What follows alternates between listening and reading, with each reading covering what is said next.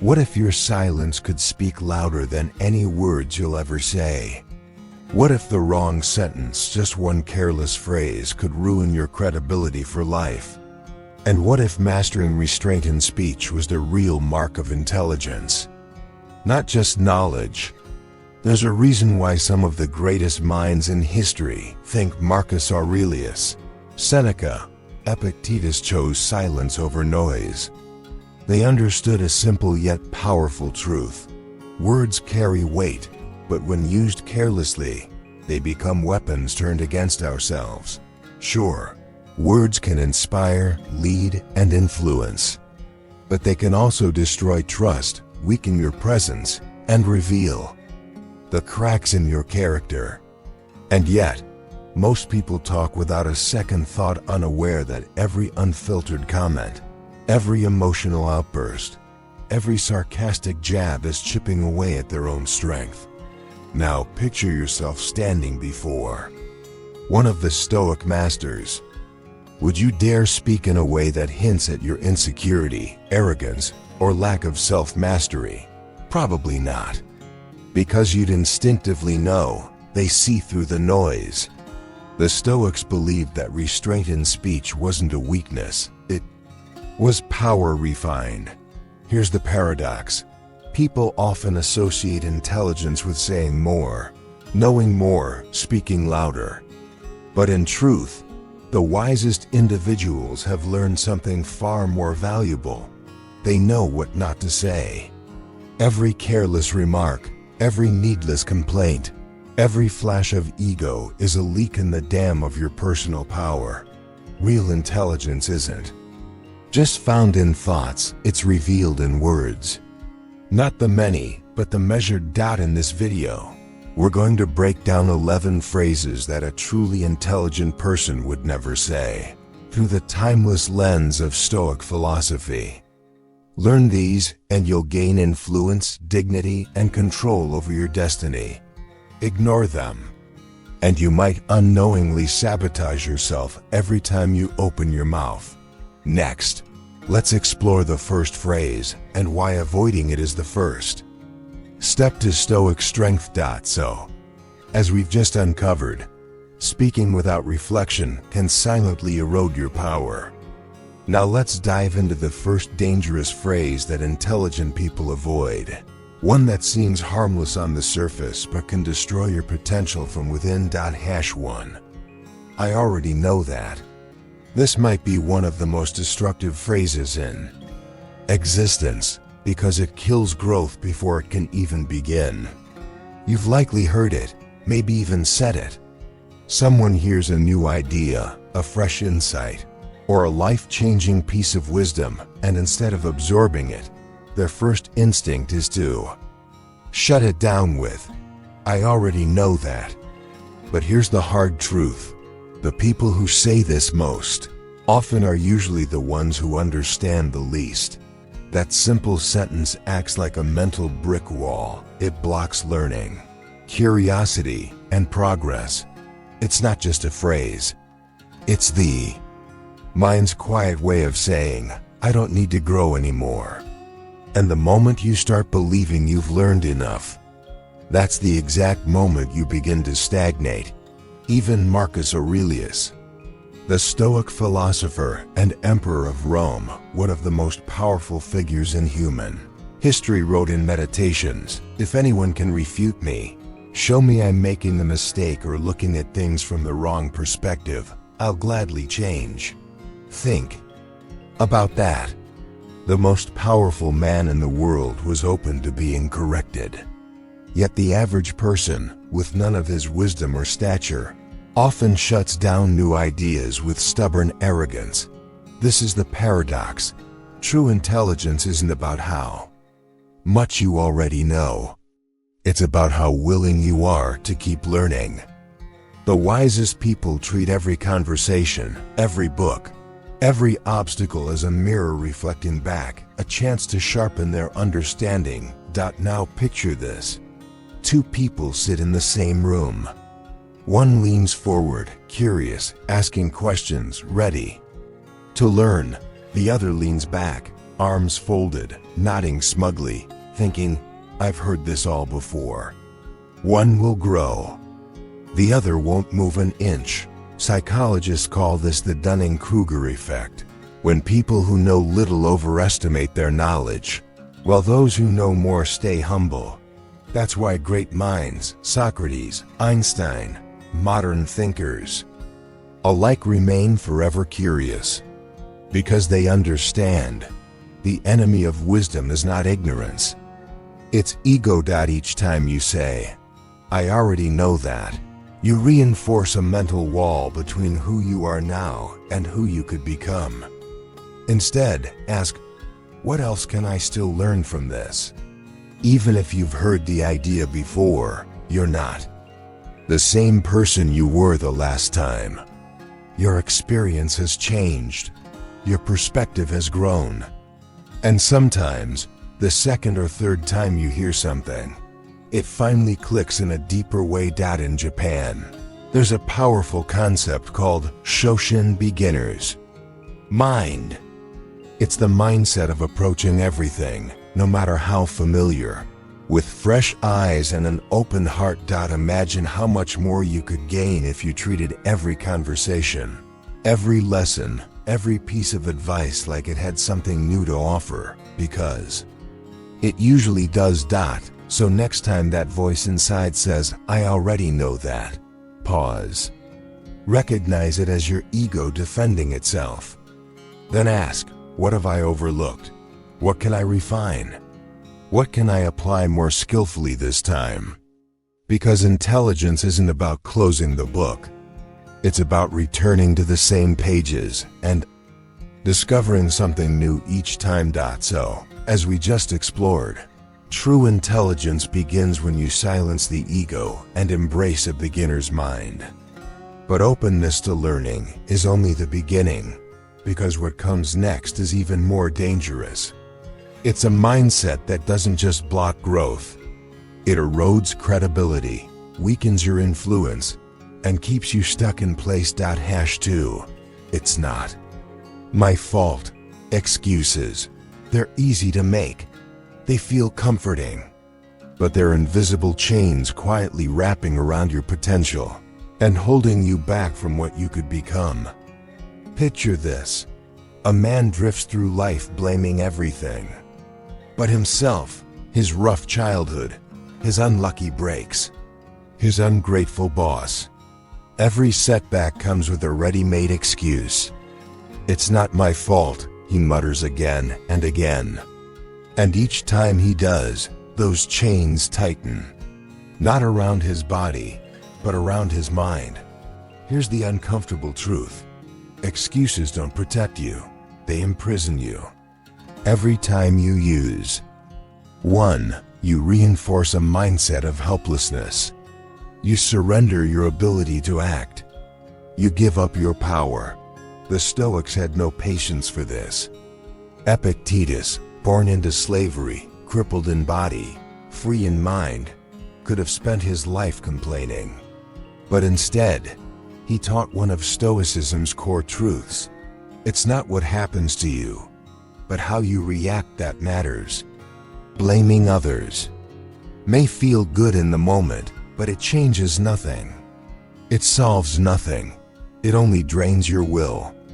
Ask yourself, have you ever heard a true leader say, "It's not my fault"?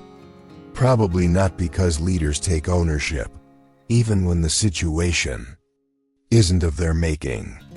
That's what sets them apart. Now let's bring this to the modern world. Imagine two people working at the same company.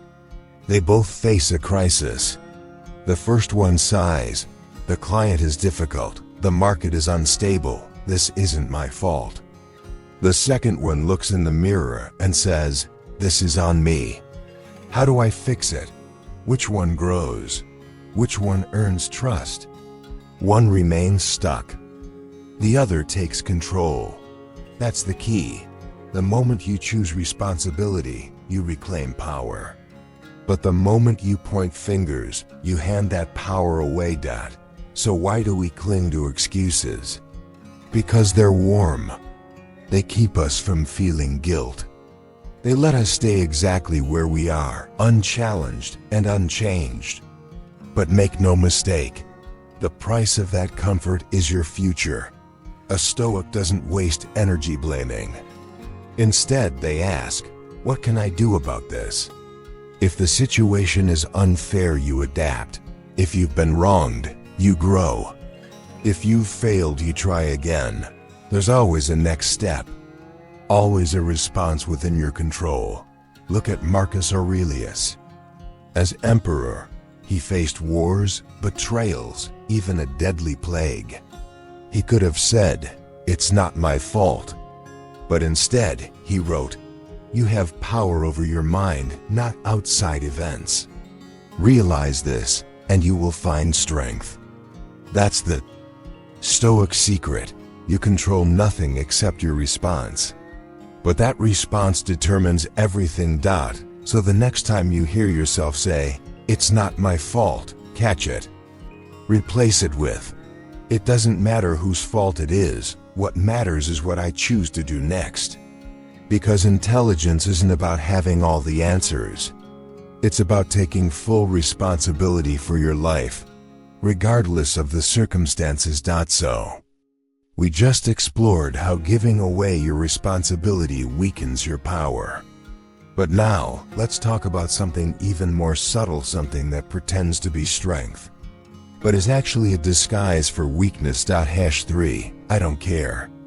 The illusion of detachment. How many times have you heard someone say, "I don't care," trying to sound cool, tough, unaffected? Maybe you've said it yourself. It feels like a wall, a shield. But more often than not, it's just that, a shield. One used to hide what's really going on inside. Here's the uncomfortable truth. "I don't care" is usually a lie. People say it to mask disappointment, to bury insecurity, or to give the illusion of control. But deep down, they do care. They're just afraid to show it. Stoicism is often misunderstood here. Some people think being stoic means being emotionless, detached from everything. But that couldn't be further from the truth. Stoicism isn't about caring less, it's about caring wisely. The Stoics never preached indifference. They didn't say, "Feel nothing." They said, "Feel with intention." Take Marcus Aurelius. He ruled an empire during times of war, betrayal, and plague. If anyone had an excuse to shut down and say, "I don't care," it was him. But instead, he wrote, "Waste no more time arguing about what a good man should be. Be one." That's not apathy. That's purpose in action. Saying, "I don't care" is easy. It costs you nothing. But actually caring, even when it's hard, that takes real strength. So why do people pretend not to care? There are 3 major reasons. 1. To avoid emotional pain. If you convince yourself you don't care, then nothing can hurt you, right? Wrong. Ignoring emotions doesn't erase them. It just delays the moment when reality hits harder and you're unprepared to deal with it. 2. To avoid responsibility. When you claim not to care, you don't have to try. You don't have to fix things, grow, or take ownership of your part in the outcome. It's the easiest way out, but it leads nowhere meaningful. 3. To appear superior. There's a strange myth that detachment equals power, that the less you care, the stronger you look. But real power doesn't come from pretending nothing matters. It comes from knowing what does, and committing to it fully. The problem with "I don't care" is that it slowly erodes ambition. It blocks growth. It gives you a false sense of superiority while you remain stagnant beneath the surface. So what does a Stoic say instead? They ask, "Is this worth my energy?" Because caring about everything is foolish, but caring about nothing is even worse. The key is discernment. Care about your values. Care about your actions. Care about what you can control, and let go of the rest. As Epictetus said, first, say to yourself what you would be, and then do what you have to do. That's not cold detachment. That's disciplined direction. That's choosing wisely where your energy goes, not denying you have any to begin with. So the next time you hear yourself say, "I don't care," pause. Ask, am I using this to avoid something uncomfortable? Am I shutting down instead of showing up? Am I pretending not to feel, just so I can feel in control? Because true intelligence doesn't shut emotions down. It learns how to manage them. And real strength doesn't come from pretending nothing matters. It comes from standing firmly in what does. So far, we've seen how pretending not to care is just emotional avoidance in disguise. But now we come to a silent killer, one that sounds harmless but quietly drains your future before it even begins. #4. I'll do it later. The betrayal of discipline. These 4 simple words, so casual, so easy to say, have done more damage to dreams and goals than almost anything else. I'll do it later. It feels innocent, just a delay, a quick pause. But what starts as a tiny excuse often turns into a deep, destructive habit, a mindset that chips away at discipline, drains willpower, and keeps you locked in mediocrity. Procrastination isn't loud. It doesn't shout, it whispers, it delays. And over time, it kills momentum before it even starts. The Stoics warned us, time is our most precious resource. Once it's gone, there's no refund, no rewind. But many people live as if they have unlimited time, always pushing tasks to a later that might never arrive. Marcus Aurelius gave a chilling reminder of this reality. He wrote, "You could leave life right now. Let that determine what you do and say and think. Let that sink in. You don't know how much time you have left. So why waste it pretending you'll have more energy or focus tomorrow?" Here's the truth we avoid. If you can't discipline yourself today, you won't magically do it tomorrow. Tomorrow isn't a place where dreams come true. It's where dreams go to die when we keep waiting for perfect timing. Every time you say, "I'll do it later," you pay a price. And that price adds up. First, you weaken your discipline. Discipline is like a muscle. Use it and it grows. Ignore it and it fades. Every time you delay, you reinforce the habit of delaying. Second, you lose momentum. Action sparks momentum, and momentum fuels progress. But hesitation? It shuts everything down before it even begins. Third, you create mental stress and guilt. Unfinished tasks don't just disappear.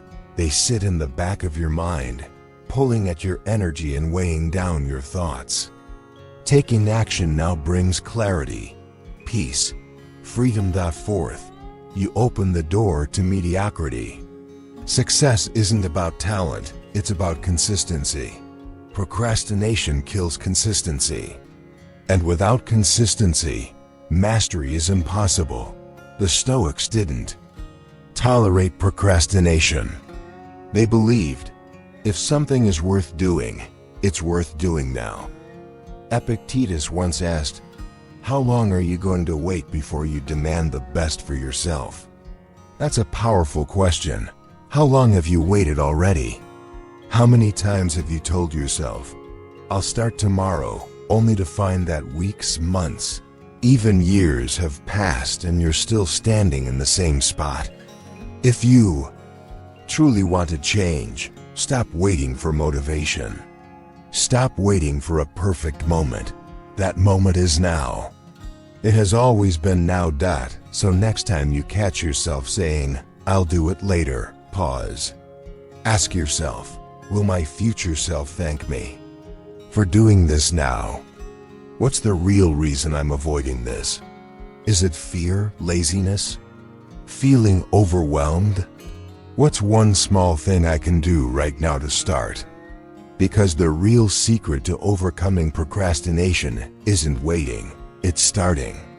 Even a tiny step breaks the cycle. Now imagine this. You're looking back at your life decades from now. What will you regret more? The things you did, or the things you never started because you kept saying, "I'll do it later"? Time will pass no matter what. The only question is, will you use it, or will you waste it? We've just explored how procrastination quietly steals your future. But there's another mental trap that's just as dangerous, because it disguises itself as a demand for justice, when in reality, it often leads to bitterness, powerlessness, and emotional paralysis. Number 5. That's not fair. The Stoic view on justice. We hear this phrase constantly. That's not fair. It's the reflex of someone who feels cheated, someone who's worked hard but been overlooked, who sees others succeeding with less effort, who's hit with hardships they didn't ask for. It's a cry from the heart, but one that can lead the mind astray. Because here's the uncomfortable truth. Stoics understood long ago. Life isn't fair, and it never will be. They didn't waste time complaining about fairness, because they knew it was something they couldn't control. What they focused on instead was what they could control: their response. Let's look at Marcus Aurelius again. The most powerful man in the world, yet his reign was marked by war, betrayal, and a devastating plague. Do you think he sat in his palace and complained, "This isn't fair"? No. He wrote, "You have power over your mind, not outside events. Realize this, and you will find strength." Fairness is a human concept, not a law of nature. The universe doesn't hand out rewards based on effort. It doesn't ensure balance or equality. Nature operates on its own logic, often brutal, always indifferent. So why waste energy wishing it followed your personal sense of fairness? When you dwell on fairness, you make 3 critical mistakes. 1. You waste energy on what you can't control. Instead of putting that energy toward action or growth, you spend it feeding resentment. And resentment poisons progress. It only makes you bitter. 2. You give away your power. By saying, "That's not fair," you shift the responsibility for your life onto external forces. But the intelligent path is ownership, especially when life feels unfair. 3. You weaken your resilience.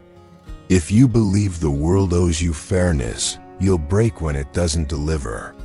But if you accept life's unpredictability, you'll become mentally unshakable. Complaining about fairness makes you fragile.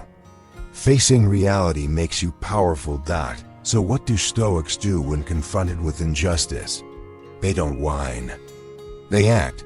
Epictetus was born into slavery. He had every reason to say, "This isn't fair." But he didn't waste time demanding fairness. He focused on what he could control: his mind, his character, his discipline. And because of that, he rose to become one of the most respected philosophers in history. His advice was clear: don't explain your philosophy, embody it.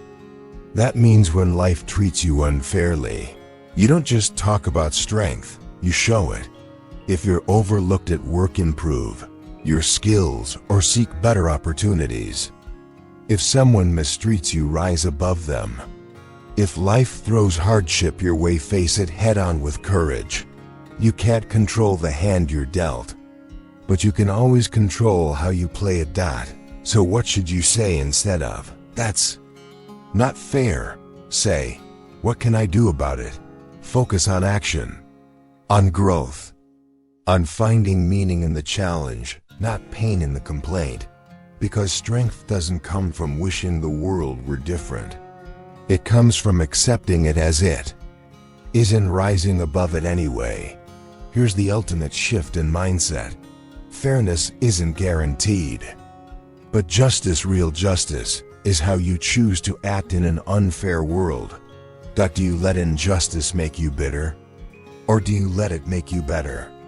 Because the people who constantly complain stay small. But those who face reality, take action, and move forward, they become unstoppable. In our last section, we exposed how the illusion of fairness can quietly weaken you. But there's another, even more dangerous illusion, one that strikes at the heart of your personal power. It's the belief that you have no control over yourself. And once you accept that, you begin to surrender everything. 6. I can't help it. Why self-control is everything. You've probably heard it before. Maybe you've even said it yourself. I can't help getting angry. I can't help procrastinating. I can't help how I feel. At first, it sounds like honesty. But here's the brutal truth. I can't help it is not a truth. It's an excuse. It's not that you can't help it. It's that you won't. And that single shift in mindset changes everything. Stoicism is built on one powerful foundation. You control your mind, your choices, and your actions. Nothing else. Yet most people go through life acting like they're victims, trapped by their emotions, their habits, or their environment. They say, I can't help it, and hand over the reins to their impulses. Marcus Aurelius crushed this excuse in just one line. You have power over your mind, not outside events. Realize this, and you will find strength. Read that again. Slowly. Because the moment you say, I can't help it, you give that power away. You let your weaknesses, your moods, your past, or even other people dictate your life. And once you do that, you lose control. By choice. So why do people say, I can't help it? It usually comes down to 3 reasons. 1. To avoid responsibility. If you believe you have no control, then you don't have to try. You don't have to grow, improve, or be better. You get to stay the same and feel justified. 2. To defend bad habits. Whether it's anger, laziness, or lack of discipline, saying, I can't help it, makes those behaviors seem permanent. But they're not. And if you believe they are, you'll never fight to change them. 3. To escape discomfort. Let's be real, self-control is hard. It takes effort, patience, sacrifice. Saying, I can't help it, is easier than doing the work. But the cost? It's your freedom. The Stoics didn't accept that kind of thinking. They taught that no matter what's happening outside of you, your mind is always within your control. Epictetus was born into slavery. He could have said, I can't help it, I was born into hardship. But he didn't. He built a mindset so strong it couldn't be broken. He taught, no man is free who is not master of himself. Let that sink in. Freedom isn't about wealth or status. It's about self-mastery. And self-mastery begins by eliminating the phrase, I can't help it, from your vocabulary. So how do you take back control? Start with awareness.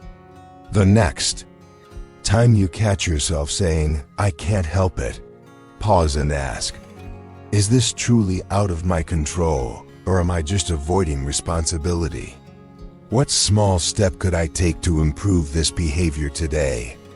If a Stoic were in my shoes, how would they respond right now? Here's the truth. You can help it. You just have to choose to. Let's look at a few examples. Anger. Train yourself to pause before reacting. Count, breathe. Procrastination. Don't wait for motivation. Just begin. Set a timer for 5 minutes and do something. Bad habits? Replace them, one decision at a time. Choose better, over and over, until better becomes automatic. Each time you choose discipline over impulse, you become stronger. Each time you say, I can, instead of I can't, you reclaim your power. Because if you don't control yourself, something else will. Your emotions, your distractions, society, other people's opinions. Without self-control, you become a puppet to outside forces. With it, you become unstoppable. So the next time you're tempted to say, I can't help it, stop, breathe. Then remind yourself, yes, I can. And I will. Previously, we exposed the lie behind I can't help it, a phrase that quietly gives away your self-control. But now, let's talk about something even sneakier. A mindset that feels justified, even noble, but slowly rots your potential from the inside out. #7. I deserve more. The trap of entitlement. How many times have you heard someone say it? I deserve more respect. I deserve a higher salary. I deserve more recognition. At first, it sounds fair. After all, who doesn't want more opportunities, more appreciation, more rewards? But here's the brutal truth. The moment you start thinking you deserve something, you stop earning it. You shift from action to expectation, from growth to stagnation. And worst of all, you hand over your power to external forces. The Stoics had no tolerance for this kind of thinking. They knew the world doesn't reward what you think you deserve. It rewards what you prove through consistent action. Even Marcus Aurelius, Emperor of Rome, didn't walk around demanding more. Instead, he reminded himself, waste no more time arguing about what a good man should be. Be one. He didn't expect praise, he earned it. He didn't demand respect, he embodied it. That's why history remembers him, not for what he asked for, but for what he demonstrated. So why is I deserve more so dangerous? Because entitlement creates 3 traps. 1. You focus on what's missing instead of what's possible. Instead of taking action, you stew in resentment. You dwell on what you don't have, which leads to frustration, jealousy, and inaction. 2. You put your happiness in other people's hands. If you believe that respect, success, or happiness should be given to you, you become dependent. And the moment you depend on others for your fulfillment, you give up control over your life. 3. You weaken your resilience. Life won't always give you what you want. And when that happens, entitlement makes you bitter. But if you reject entitlement, you'll see setbacks as fuel for growth, not excuses for quitting. So what's the Stoic approach? Earn, don't expect. Take Epictetus as an example. Born into slavery, he had every reason to say, I deserve more. But he didn't focus on what he lacked, he focused on what he could control. His mind, his actions, his discipline. And from that, he built a legacy as one of history's greatest thinkers. His teaching was simple, but powerful. Do not seek for things to happen the way you want them to. Wish for them to happen as they do, and you will find peace. This doesn't mean you should stop aiming higher. It means strive, don't sit. Build, don't beg. So how do you escape the entitlement trap? When you hear yourself thinking, I deserve more, immediately reframe it. Ask yourself, what have I done to earn more? How can I improve to attract better results? Focus on growth, not guarantees. Replace the question, why don't I have it, with what will I do to create it? Here's how to live above entitlement.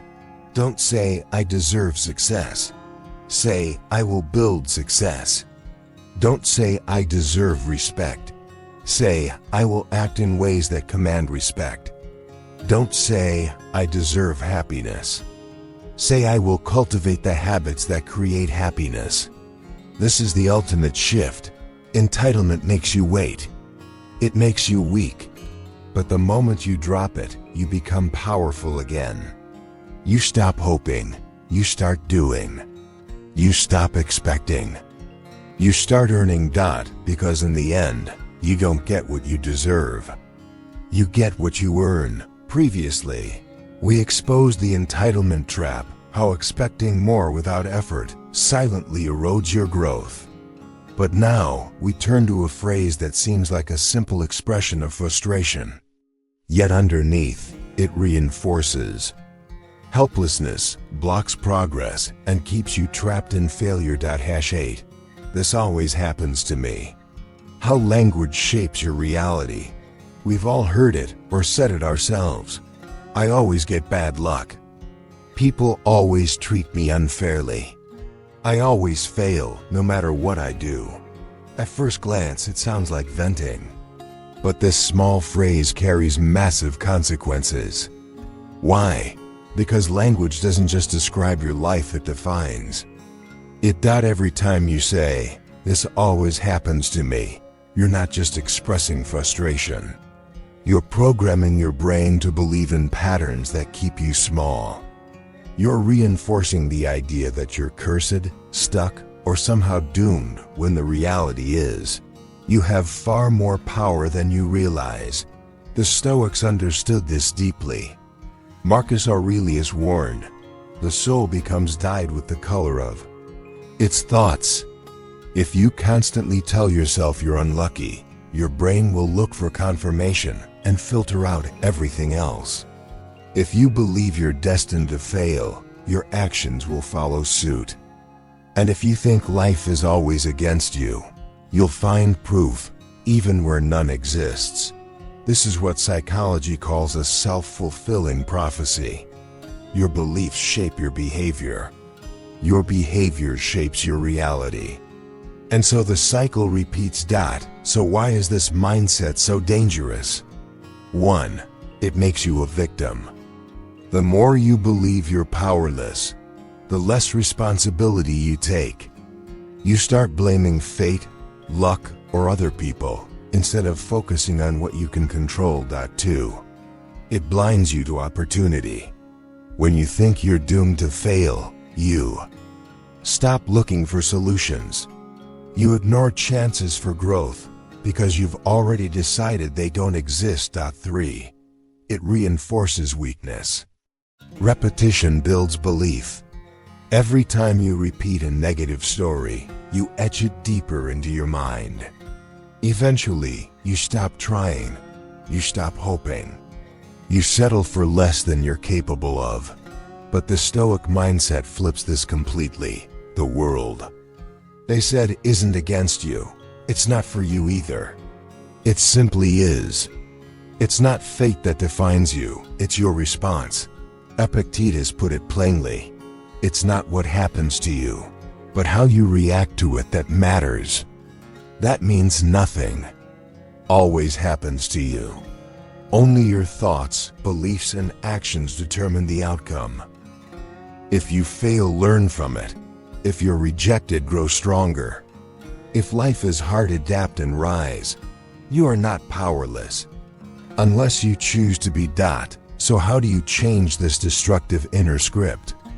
When you catch yourself thinking, "This always happens to me," pause and ask, what can I learn from this? How can I respond better next time? What's still within my control right now? Shift your thinking from victim to strategist. Here's how to replace weak language with Stoic strength. Don't say, "I always have bad luck." Say, "I create my own luck through preparation and resilience." Don't say, "I always fail." Say, "Failure is part of growth. I will adjust and improve." Don't say, "People always mistreat me." Say, "I set the standard for how people treat me through my actions and boundaries." This is the ultimate mindset shift. Your words shape your world. Every time you stop using weak Passive language, you take your power back, because life doesn't always happen to you. You happen to life. In the last section, we explored how your words can shape your reality, sometimes keeping you stuck in victimhood without you even realizing it. Now let's look at a different kind of trap, one that hides behind confidence, but actually reveals insecurity. It's the belief that you need to declare your authority in order to earn it. #9. You should listen to me. Why true authority is silent. Have you ever met someone who constantly says, "You should listen to me"? They interrupt. They dominate. They raise their voice not to be understood, but to be obeyed. They argue to prove they're right, not to discover the truth. They believe power comes from volume, not wisdom. But here's the harsh reality. The more someone insists on being listened to, the less they actually deserve to be. This is the illusion of authority. The Stoics understood a timeless truth. Real authority doesn't need to be claimed. It's recognized. Marcus Aurelius, emperor of Rome, leader of legions, philosopher king, didn't have to demand attention. He led with presence, with action, with inner discipline. He wrote, "Waste no more time arguing what a good man should be. Be one." He didn't need to prove he was wise. His life proved it for him. Because here's the thing. A true leader doesn't say, "Follow me." A true leader lives in a way that others want to follow. So why do some people feel the need to say, "You should listen to me"? It usually comes from fear, the fear of being overlooked, disrespected, or ignored. But this mindset reveals 3 major weaknesses. 1. It comes from ego, not wisdom. When your ideas are strong, they don't need to be shouted. The greatest minds persuade through clarity and calm, not force. 2. It repels rather than attracts. People instinctively resist being told what to do. The more you demand attention, the less people are willing to give it. 3. It exposes insecurity. A person constantly seeking validation reveals their own self-doubt. But the wise don't need permission to be heard. Their presence alone speaks volumes. The Stoic response. Epictetus said, "If someone insists that you listen to them, observe their life first." A wise man doesn't need to demand your attention. He earns it through quiet integrity. So, how do you command respect without ever needing to ask for it? Master your message. Know your topic deeply. When you speak from real knowledge, people will naturally lean in. Let your results speak louder than your voice. People listen to those who've proven themselves, not those who advertise themselves. Listen more than you speak. The wise don't jump into every conversation. They observe, reflect, then speak with impact. Here are a few quiet signs of real authority.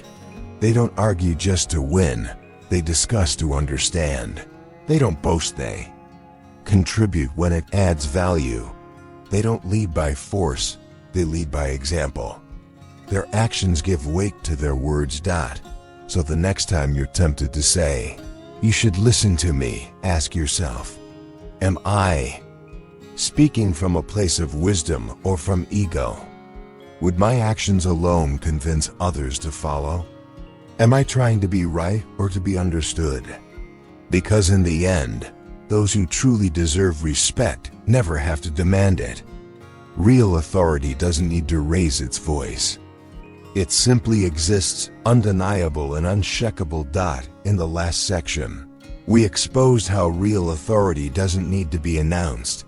It's revealed through action and character. But now, we turn to something even more personal, your emotions. And, specifically, the lie we often tell ourselves when we feel provoked by others. Number 10. They made me angry. The Stoic response to provocation. How many times have you said or thought something like this? They disrespected me. They pushed me too far. I had no choice, I had to react. They ruined my day. It's their fault I'm angry. It feels reasonable, even justified. After all, isn't it normal to get upset when someone crosses a line? But here's a harsh Stoic truth. No one makes you angry. Your emotions are your responsibility. Your reactions are your choice. The moment you blame others for how you feel, you hand over your power. This is the illusion of control over others. The Stoics understood a deep, foundational truth. We can't control people, we can only control how we respond to them. Marcus Aurelius said it best. You have power over your mind, not outside events. Realize this, and you will find strength. And yet, most people live the opposite way. They let their emotional state be dictated by someone else's words, looks, or actions. They hand over control of their peace to whoever happens to upset them that day. This isn't strength. It's surrender, because if someone can make you angry, it means they control you. Let's break it down. Why is anger a choice, not a forced reaction? Because every time you say, "They made me angry," three things happen. 1. You become a puppet. If people can trigger you at will, you're not in control. They pull the strings and you dance. Point 2. You react instead of respond. Reaction is emotional, instant, often regrettable. Response is intentional, calm, strategic. 3. You let anger cloud your thinking. The more emotional you are, the less rational you become. And in that state, you're more likely to make poor decisions you'll regret later. Here's what Epictetus taught. If someone succeeds in provoking you, realize that your mind is complicit in the provocation. Translation: no one forces you to react, you allow it. That's why real power is found in restraint. It's not about yelling louder or striking harder. It's about mastering yourself, especially when you're tested. So, how can you master your reactions? Here's a Stoic framework to use the next time you feel anger rising. 1. Pause and detach. Breathe. Step back. Ask, is this really worth my energy? Most provocations are petty. Let them pass. Point 2. Reframe the situation. Instead of thinking, "They disrespected me," think, "They're showing me who they are, not who I am." 3. Decide your response. If one is necessary, make it calm and intentional. If not, let it go and walk away in peace. Here are the quiet signs of true strength. You stay calm while others lose control. You focus only on what matters, ignoring petty distractions. You own your emotions instead of letting them own you. Here's the ultimate shift in perspective. Anger is a test. Every time someone tries to provoke you, you're being handed a choice. Will you prove your inner strength or expose your weakness? The decision is always yours. Because in the end, no one makes you angry. You either give them that power. You don't. In the last section, we revealed how anger is never caused by others, but allowed by you. But there's one final mindset that strips away your strength more quietly and completely than any outburst ever could. It's the belief that you are powerless because life has been unfair. 11. I'm a victim. The final barrier to personal power. You've probably heard this before, maybe even thought it yourself. Life is unfair to me.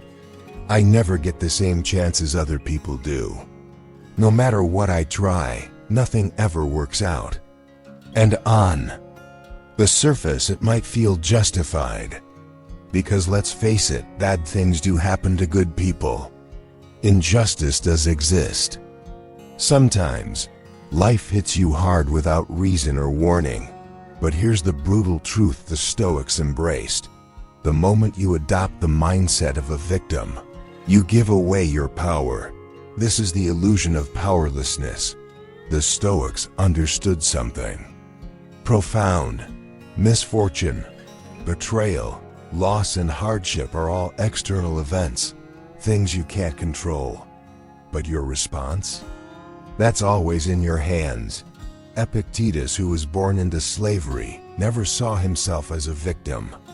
Instead, he said, "It's not what happens to you, but how you react to it that matters." In other words, victimhood isn't defined by your circumstances, it's defined by your mindset. You can lose everything and still rise. You can suffer injustice and still choose integrity. You can be mistreated and still choose not to let it shape who you become. So why is the victim mindset so dangerous? Because when you say, "I'm a victim," three things happen. 1. You surrender control. You stop believing you have influence over your life. You wait for someone else to rescue you, instead of rescuing yourself. 2. You justify inaction. If the world is out to get you, why try? This thinking creates a self-fulfilling prophecy. You expect failure and unconsciously create it. 3. You attract weakness. People stuck in victimhood surround themselves with others who share their mindset. It becomes an echo chamber of excuses instead of a space for solutions. So how did the Stoics handle hardship? Marcus Aurelius, emperor of Rome, faced betrayal, war, and plague, yet he never played the victim. Instead, he wrote, "You have power over your mind, not outside events. Realize this, and you will find strength." That's the Stoic way. You don't control what life throws at you, but you always control how you catch it. You don't control others, but you always control how you carry yourself. You don't control fate, but you do control your next move. So how do you escape the victim mindset? When you find yourself thinking, "Why is this happening to me?" Pause, then shift the question, "What can I learn from this? How can this make me stronger? What is still within my control right now?" Focus on growth, not blame. Solutions, not sympathy. Here's how the strong view hardship. Weak people ask, "Why me?" Strong people ask, "What now?" Because the difference between victims and victors isn't what happens to them. It's how they respond. This is the ultimate Stoic perspective shift. Hardship is guaranteed. Injustice is real. Life isn't fair, and it never will be. But you have two options: complain and remain powerless, or adapt and become unstoppable, because in the end, you are only a victim if you choose to be. In the previous section, we saw how choosing the victim mindset strips you of power. But there's one last illusion that quietly holds countless people back. It's the belief that your worth depends on someone else's approval, that you need validation to feel like you matter. The Stoics had a harsh but liberating truth. If your value depends on someone else's recognition, then you've already surrendered. Let this sink in. Every word you speak shapes the story you tell yourself.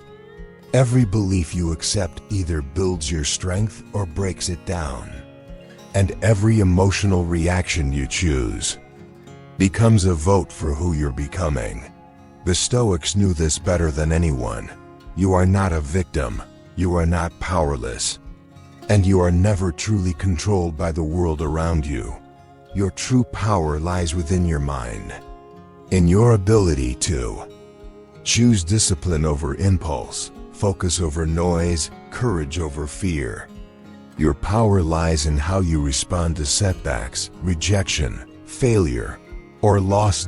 As Marcus Aurelius wrote, you have power over your mind, not outside events. Realize this, and you will find strength. So now the question is yours to answer. What words have quietly held you back? What beliefs have kept you playing small? What emotions have you let others control for far too long?